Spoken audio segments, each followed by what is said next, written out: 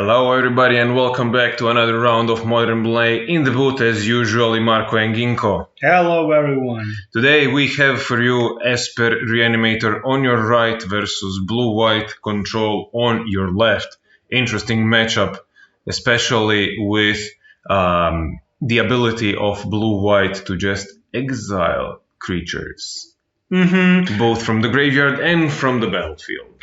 Exactly. I think all removals are exile removals in Azorius Control these days. Yeah. They don't have destroy effects, they only have exile, because exile is great. Exile is great and plentiful in white, barring a Supreme Verdict, which is in main. Exactly.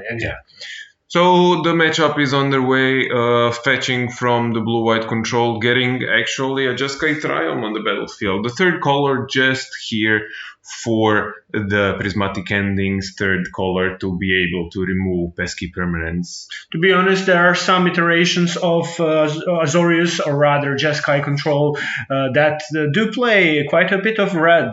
I don't think this particular player does that, but red has become somewhat of a standard in. Yeah, I mean, if you just splash Expressive Iteration as a powerful card advantage spell, you are golden, and you do not need a lot of things to do so. Just one Triome and maybe even one other dual shock land, and that's it. On the other hand, Ziatoras, basically Esper Triome, on the battlefield for the Reanimator player, and Grief being countered by a counterspell, which is actually good. I imagine, because if this resolved, there is a possibility that Reanimator also has Ephemerate in their hand. Yeah, but that's talking from the control player side. From the Reanimator player side, you are fine if they counter your discard spells, because the Grief probably would have taken the counterspell anyways. Teferi on the battlefield here makes things a little bit complicated, but not actually much, because whatever you do with Teferi, probably drawing a card, no, just plussing. The Esper Reanimator can deal with it, especially with the namesake card, which is Archon of Cruelty, which can exile one Planeswalker. Oh, but we see that a Reanimator player is on one land, unfortunately. Yes, it is a good land. It is a Triome that taps for all the relevant colors of mana, but probably their hand is just gasoline. Is this a thing for Reanimator, especially Esper Reanimator, keeping the one land hand? I wouldn't think so. I don't think so. They well, the thing is, if there was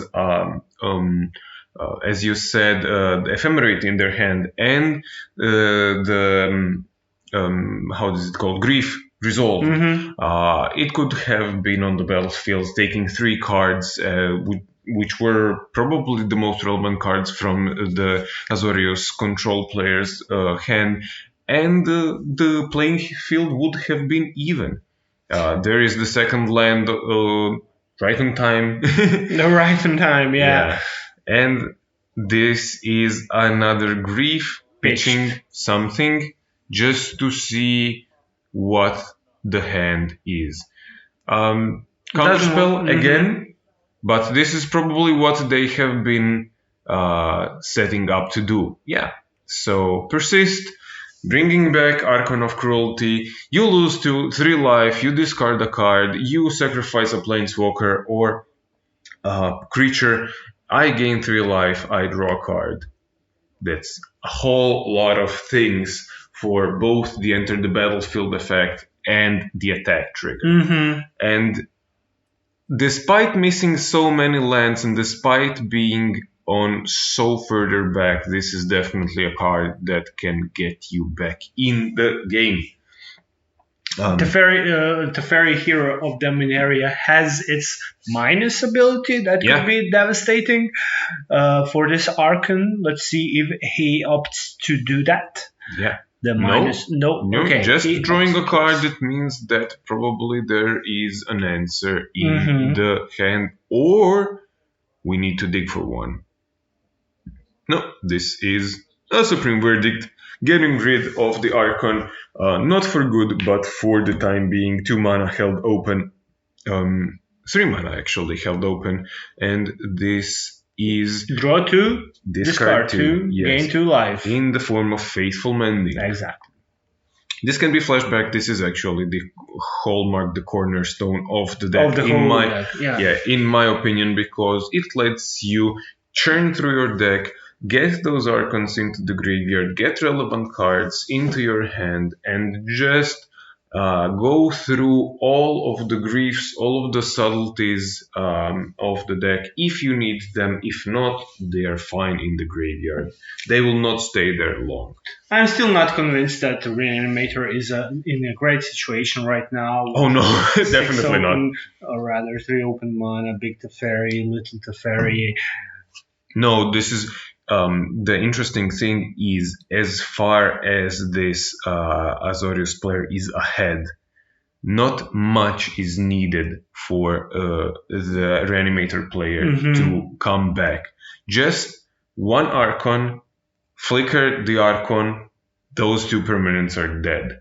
We are back to square one. It's true, but it's very hard to cast all this and for it all to resolve against the Of course, definitely. But Grief's doing a great job of testing the waters for counterspells and everything else. The little Teferi making it slightly harder to ephemerate the things, but if the triggers are stacked correctly and the Azorius player opts to, for example, sacrifice the little Teferi to the Archon trigger, or to get the grief down for whatever reason, and it kills little Teferi, the griefs and Archons can be blinked again. But again, still on 2 mana, still drawing cards, probably sculpting their hand. Yeah. Another pitched grief. Yes. Wow. And exiling Unburial Rites. But this is, dressed down, interestingly, in the main deck of the control player. They do not care about the 2-3 menace. They care about the trigger. And probably they have something that needs protecting, or they just have this card that will do wonders. This is a persist, targeting the Archon, which will come back as a 5/5 onto the battlefield, not to do anything. Not to do anything. Triggers and stuff, but still a 5/5 that when attacks does all of the shenanigans that you listed. Excellent stuff. Yeah, if it survives. Again. If it survives. But probably not, because this is the Wandering Emperor. But Wandering Emperor can't kill untapped creatures. Untapped creatures, definitely, yeah. But it will tap. It will tap. It will tap. Either it will tap, or there will be some removal spell, Solitude, or anything else that exiles, and we are back to square one. Or square zero for the Reanimator player. Definitely, oh shit. Well, that's Teferi emblem. Yeah. Okay. Good luck, Reanimator player. No, this is probably the game, because anything that draws cards is also hard removal. Yeah. Okay. Game 1 goes to the Azorius controller. Not surprising, because the Reanimator player was stuck on one land for a long time. But in spite of all of this, I would say never in this game was it the so famously called garbage time for him, because at any time, if any of those spells resolved as they intended to, and the Archon made its trigger and the whole shenanigans that comes with it, they could have been in the game again. It's debatable. It's debatable, definitely. I mean, hard. Very steep hill to climb, but definitely not a losing proposition. Sideboards. Okay, sideboards. Well, interesting. I'm thinking about what Azorius player should put in, if anything. I think that Supreme Verdicts must come out. Yes. Maybe one as a fail-safe comes in, but this is a hard maybe.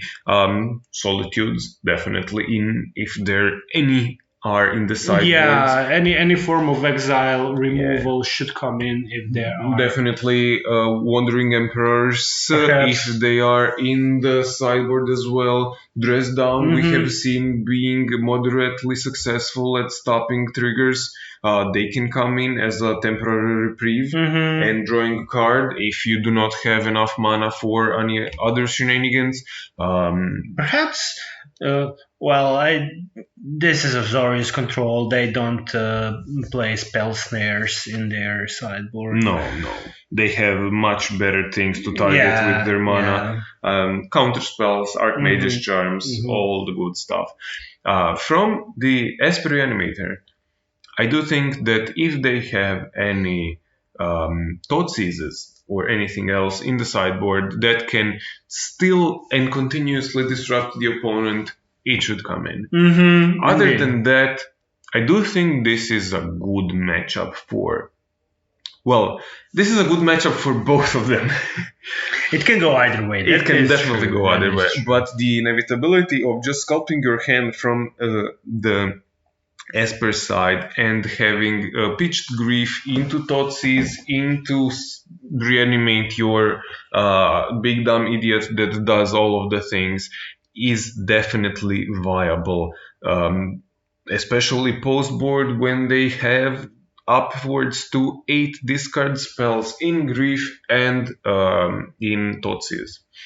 Okay, this is a great time to invite all of you to come join us on our channel. Subscribe, hit the bell, hit the comment section. Tell us everything you think about us, good, bad, or you know. Yeah. Of course, if you like the content, we would like to have you over for our upcoming videos. We are preparing some interesting, exciting stuff. So do be sure to like, share, and subscribe. And that's all. Yeah, keep us in mind. That's all we ask. In return, we bring you content, magic content, very diverse, every week, several times in a week. Game 2, the Esper player starts. Is there anything different between play and draw for either of the decks? Well, it's great that Esper has turn one play because he can now, you know, grief the opponent without losing to counterspell the situation was game one. It was an unfortunate situation because the only land that Reanimator had was a tap land. Yeah. So okay. okay. This is a graveyard removal. Yeah. Relic of Progenitus definitely playing here. Definitely something to keep in mind. Will it be enough though? I'm asking this because it can be extremely slow, and to hold one mana up is not as trivial as it sounds. Especially in the era of griefs and ephemerates and everything else, where you do not need extra mana to function. Yeah, no, Relic is great, but if it's the only graveyard interaction, it's not the best solution. Yeah. And there is, yeah, Relic doing what Relic does best, and this is as soon as you have priority with Relic, if it's untapped, tap it. Oh, we also see Fateful Mending at the end of the opponent's turn. Discarding, gaining 2 life, and discarding 2 cards after drawing 2. One Solitude and another Fateful Mending. Do you think this is a good time to pop the Relic? I do think it will be forced now because I see a Prismatic Ending. They can wait with this Relic. I do think they can. But it will probably be forced. Yes. Okay, yeah, So, it's forced. Prismatic Ending on the Relic of Progenitus, exiling all the graveyard. Prismatic Ending fizzles and goes to the graveyard. 2 mana gets us the Unmarked grave. The Okay. fixed unearth. Entomb. Sorry. Into Yeah. And an Archon getting into the graveyard. Now, Archon in the graveyard is vulnerable to graveyard removal, of course, but is a great time to be there, especially if there is something as Grief pitched and then ephemerated once, twice on the rebound and taking all of the stuff that does not intend on being in the hand of the blue-white player. But we see only a passing of the turn with 3 mana open. There seems to be some clunk in the hand of the Esper Reanimator player. On the other hand, opt into a land drop and probably passing of the turn. yeah, of course. Grief again. Okay, yes. now that's a situation where something Ooh. can be done. Yeah, this is a new card from Streets of New Capenna that is Esper in colors and says this card cannot be countered, destroy target non-land permanent. And this is Grief on the stack, triggers stacked, hopefully, so that the Grief Totsis trigger resolves first, and then the Evoke trigger resolves. We see Dress Down. Okay, so Dress Down resolves. Grief is on the battlefield, still with 3 mana up from the Esper player. End of turn. When the this is interesting. Oh, we have a fight over this. This is Ephemerate fight over Solitude. The first one fizzles, but in response there is another Ephemerate. Will there be other fireworks here? Oh, that's a lot of cards spent from both sides. We'll see, maybe even more here. But there is definitely something that the Azorius player wants to keep in their hand, and another Solitude, and another Ephemerate. So 3 Ephemerates down and 2 Solitudes down, all in the end step, while the Dress Down resolved. And we see small Teferi, Archmage's Charm, and the Wandering Emperor in the hand. So the pick here is Archmage's Charm, of course, but is it? Is it though? Okay. Because it will come back. One Ephemerate is on the suspend. Oh right, yeah. I mean, on the rebound. It would fizzle. It will fizzle, yeah. Right. And you can take either the Wandering Emperor or the Archmage's Charm, drawing 2 cards probably in response to the Ephemerate. No? Did I miss something? Did they counter the rebound? Yeah, maybe they counter the rebound. Interesting. Yeah, well, I didn't expect this. Yeah, I'm not sure about this. Yeah, just reading the Wandering Emperor, it can exile a creature, a tapped creature, the turn it comes into play. So maybe it is up for the Grief, but no, it has bigger fish or Archons to catch. This was crazy fireworks from both players.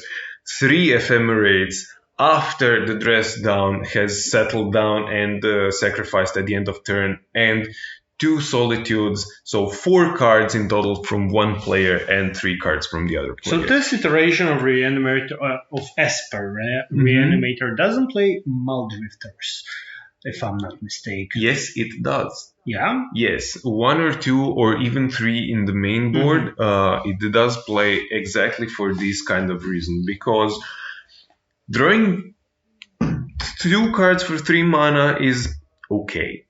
Drawing 6 cards for 4 mana is especially good. Yeah, especially it's when it leaves a 2/2 flying body. Okay, Wandering Emperor, alas, has been cast to exile the Grief.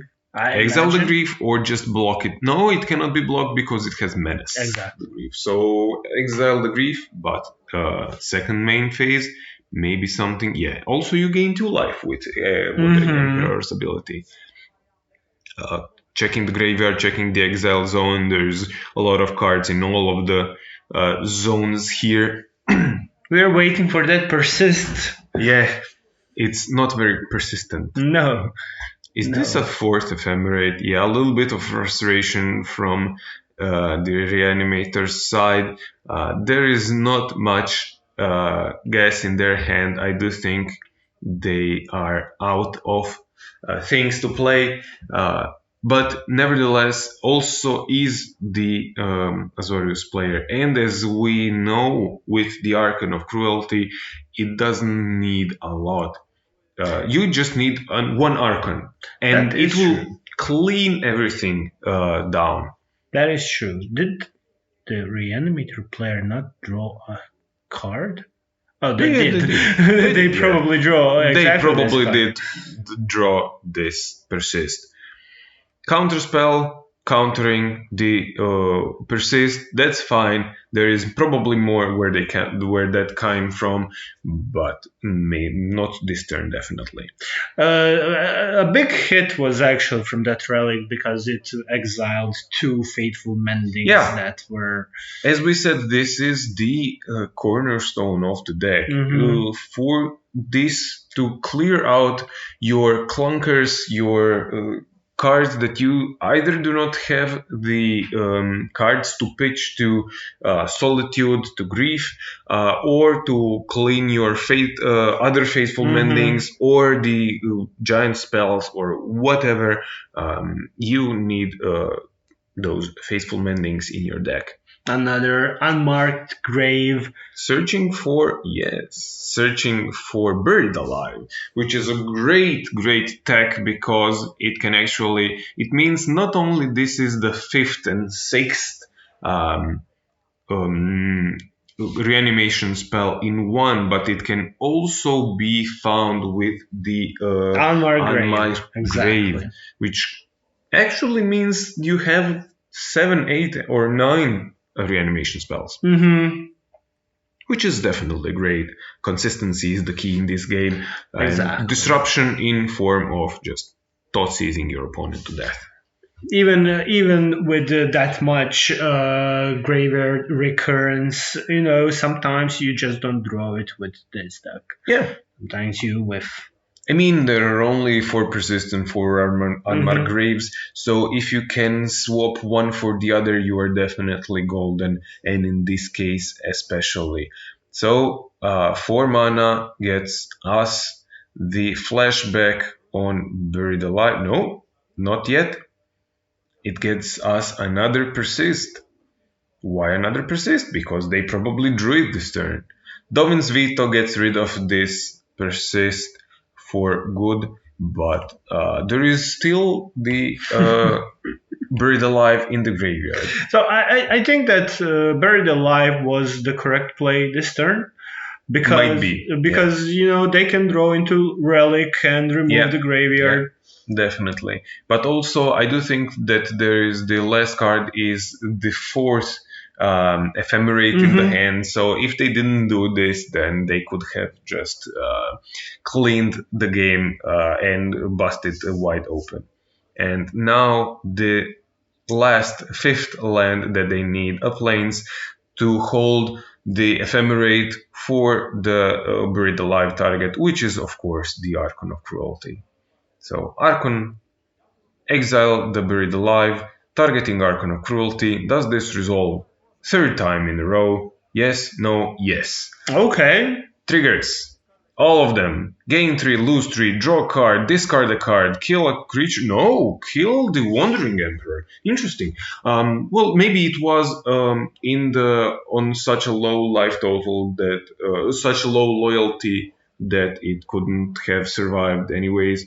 This is an interesting attack, and even more interesting block. This is a Ganjo, but this is the flicker effect, and the Ganjo fizzles, and the creature is destroyed. It will probably stay in exile. The rebound will not Trigger, yes, exactly, because not only do you get your trigger from the Archon, you also get the 6 points of attack. Exactly. It's much, much better and a great situation. Oh, Yeah, and also a little Teferi here, another land, and suddenly the game has swung in the favor of the Esper player. Not that it was very close for a while. It was very close, but granted, both players were top decking. Yeah. Since that ephemerate Solitude battle at the beginning of this particular game. Okay, so the control player Scoops says, 1-1, okay, you won this one. Let's see game 3. So yeah, as I said before on the channel, I really like the Esper Reanimator Me deck. too, actually. It's a fun deck. It has a lot of stuff going on. It became my favorite deck lately. I was playing the Murktide Regent deck, which I dislike. It gets the job done, but it's definitely a vanilla blend deck, and I am terribly sorry to anybody who feels strongly about Murktide Regent. Please do tell me if you think I'm wrong. But it is a deck that shouldn't function as well as it functions. But it has just some cards that glue it together so well that it is at the top of the current. Ragavan. What? Well, expressive iteration. Yeah, expressive iteration is definitely a bigger problem, I think, than Ragavan, because as we saw time and time again, even in this channel, Ragavan just gets blocked. Yeah, usually. This is a trend in recent years with the making of new cards. They have a really high ceiling, but they have also a low floor. Mm-hmm. And one extremely good example of this is Death Shadow. Death Shadow is the best deck in the format when it functions. When all cogs are turning, there is no deck it cannot beat. But if the graveyard is not online, your DRCs are 1/1s. If there is a blocker, your definitely Ragavans are non-existent. And if there is if you are 13 life or more, your Death Shadows are nowhere to be found. And is it got a great card with Streets of New Capenna? Yes. I forgot what's the name. Ledger Shredder. Or Ledger Shredder. It's just so obnoxious playing against this deck sometimes. You know, it just filters out cards with Ledger Shredder and with Dragon's Rage Channeler. It can be very oppressive to play against Izzet Murktide. So yeah, both Zrinko and I, we don't like that deck. Yeah, well, it's repetitive. It's extremely repetitive. There are a handful of cards in it. Most of them are 4-ofs, and the decision trees are mostly linear, which is not to say that the deck is bad, which is not to say that the players playing this deck are not worthy, or however you want to phrase it, but it is just our preference of the deck. Now back to the matchup, because we have talked we vented our frustration. Yes, okay. Vented out. Turn 2, nothing happens. I do think it's the end step of the Azorius player. They might have missed a land drop because it's their third turn, yes, and this is Fateful Mending, draw 2, discard 2. Probably a lot of lands. I see a lot of lands from the Ooh. Well, that's not great. Well, this is actually one of the things that Faithful Mending is good at. It is to get rid of your excessive lands or things that do not do anything. Counterspell on the Teferi, because if you do not counterspell the Teferi, you will not counterspell anything else for the rest of the game. And if I'm not mistaken, the Esper Reanimator hand is Unmarked Grave, Persist, Grief. Those are the 3 cards that I've seen. Yeah. Probably sculpting their hand and just shoving into the counter spells as hard as they can, so they can have a flurry of spells in one go and just overpower the opponent. Now, finally, the third land is here. Little Teferi, usually extremely good. But in this circumstance, I do not think it is, because With one full- Archmage Grave into Persist and the Teferi is gone. They are without any protection, and just to be sure there is no force or anything here, there is the pitching grief. This is a Relic of Progenitus, Memory Deluge. What is this? A land, Big Teferi. And maybe the Wandering Emperor? I think Or it is. Small Teferi. Small Teferi, right. So taking the Small Teferi just for the bouncing shenanigans. And there's the fourth land. There is the fourth land, there is the Unmarked Grave, there is the Persist, a little bit of shortcutting. The Archon gets put into the graveyard and then reanimated with a -1/-1 counter. We have seen this song and dance. Destroy the Teferi, sacrifice, I'm terribly sorry, lose 3 life, discard a card, then I draw a card and I gain 3 life. And with the Archon on the battlefield, we have seen nothing that merits its how would I say, destruction or exile. But maybe top decks are always open. Of course, it's not over. It's not garbage time, as we like to say here. But the Esper player is definitely in a good position right now. And the trigger happening before the damage. Now, will the damage occur? Memory Deluge, is this the end of turn or not? Probably yes. So, 2 cards, they must be good or the game is over. Oh yeah. Yeah, this is all at the end step. Probably. Yeah. There we go. So, untap. Is this the final turn of the game? And match, actually. 4 mana open for the Reanimator player. This can be anything from pitched Solitude, which probably, hopefully, they have sided out, to Fateful Mending, Ephemerate, all the good stuff, and a grip full of cards. Big songs here from the Azorius players' side. What to do, how to proceed.